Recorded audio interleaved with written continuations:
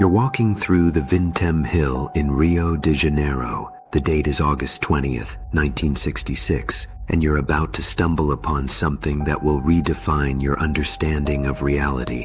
The Brazilian sun beats down mercilessly as you climb the rocky terrain. But there's something wrong with this place. Something that makes your skin crawl before you even see them.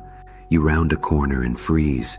Two men lie perfectly still on the ground, their bodies positioned with an unnatural precision that immediately tells you this wasn't an accident, this wasn't random, this was planned. You step closer, and that's when you notice the lead masks covering their faces, crude, homemade, designed with a purpose you can't yet comprehend. Miguel Jose Viana and Manuel Pereira da Cruz, two electronics technicians, lying dead in their best suits, as if they dressed for an important appointment they would never return from. Your hands shake as you discover the note folded neatly beside them, written in Portuguese, the words burned into your memory forever. 16:30 hours be at specified place, 18:30 ingest capsules, after effect protect metals, await signal mask. The methodical nature of their preparation becomes clear as you piece together their final days. They bought the materials for the masks. They purchased bottles of water. They told their families they were going on a business trip to buy equipment. But you realize now they were preparing for something else entirely.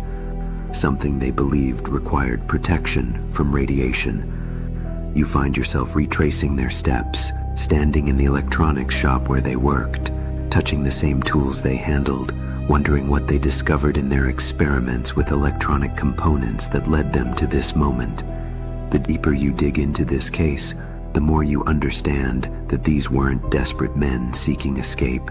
These were methodical researchers following a protocol, a set of instructions they received from somewhere or someone, and you begin to question whether you're ready to know the source of those instructions.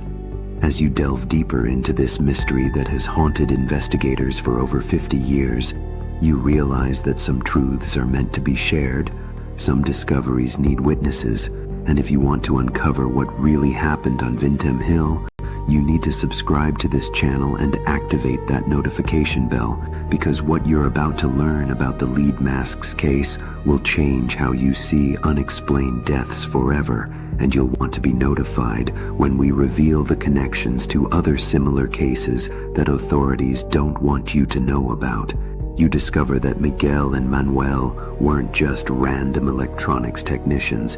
They were part of a secret society of spiritualists and electronics enthusiasts, men who believed they could communicate with extraterrestrial beings using homemade radio equipment. And you begin to understand that their death was the culmination of months of systematic preparation. The autopsy reveals no obvious cause of death, no signs of violence, no traces of known poisons, just two men who appear to have simply ceased living at exactly the same moment, as if someone turned off a switch. You examine the lead masks more closely, understanding now that lead blocks radiation, and you realize these men believed they needed protection from something they expected to encounter, something that would emit dangerous levels of electromagnetic energy. The note wasn't a suicide instruction. It was an appointment, a rendezvous with beings they believed were coming to collect them. And the masks weren't just protection, they were identification markers so these beings would recognize them. You learn that in the weeks before their death, Miguel and Manuel had been attending seances, experimenting with electronic voice phenomena, trying to establish contact with entities they believed existed in the electromagnetic spectrum, and you begin to suspect they succeeded. The investigation reveals that they purchased the materials for their masks weeks in advance, that they had been taking vitamins and health supplements, preparing their bodies for what they called the translation, and you realize this wasn't death to them, it was transformation. You discover witness testimonies of strange lights seen over Vintem Hill that evening, reports that were dismissed by authorities, filed away and forgotten, But you understand now that these lights might have been exactly what Miguel and Manuel were waiting for.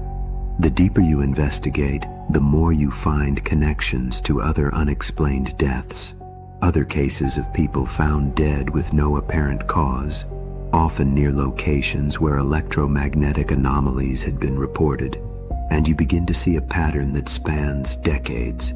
You examine their final purchases, bottled water, not just any water, but specifically distilled water, free of minerals that might interfere with electrical conductivity, and you understand they were preparing their bodies to become better conductors. The timeline reveals they arrived at Vintem Hill in broad daylight. They climbed to the exact spot where they would be found. They put on their masks. They lay down in perfect alignment, and they waited for 1630 hours as specified in their note. You realize that whatever happened at 1830, when they were supposed to ingest capsules, it worked exactly as planned, because two healthy men with no signs of illness or injury simply stopped living simultaneously. The authorities closed the case as unexplained, but you understand now that unexplained doesn't mean random. It means the explanation exists outside the boundaries of conventional understanding. You find records of their electronic experiments, evidence that they had been modifying radio equipment, building devices designed to detect and amplify signals from specific frequencies, frequencies that mainstream science claimed were empty. The lead masks weren't just protection from radiation, they were shields against having their consciousness interfered with during the process, ensuring that their minds would remain intact during what they believed would be a physical transformation. You discover that in their final weeks, both men had reported strange dreams, visions of beings made of light, instructions received during sleep about the proper procedures for safe contact, and you begin to understand they weren't just following human instructions. The location wasn't chosen randomly. Vintem Hill sits on a geological formation with unusual magnetic properties, the kind of place where electronic equipment malfunctions, where compasses spin wildly, where the boundary between dimensions might be thinner. You examine the evidence that was never released to the public, reports of their bodies showing cellular changes consistent with exposure to unknown forms of energy, modifications at the molecular level that science couldn't explain, changes that suggested they had indeed encountered something not of this world. The final piece of the puzzle becomes clear as you realize that Miguel and Manuel weren't victims. They were volunteers, participants in an exchange program between species, and their deaths were actually successful departures. You understand now that the lead mask's case wasn't solved because the solution exists outside human law enforcement, outside human justice, in a realm where consciousness can be transferred, where death is just another form of travel, and where two Brazilian electronics technicians discovered the ultimate frequency.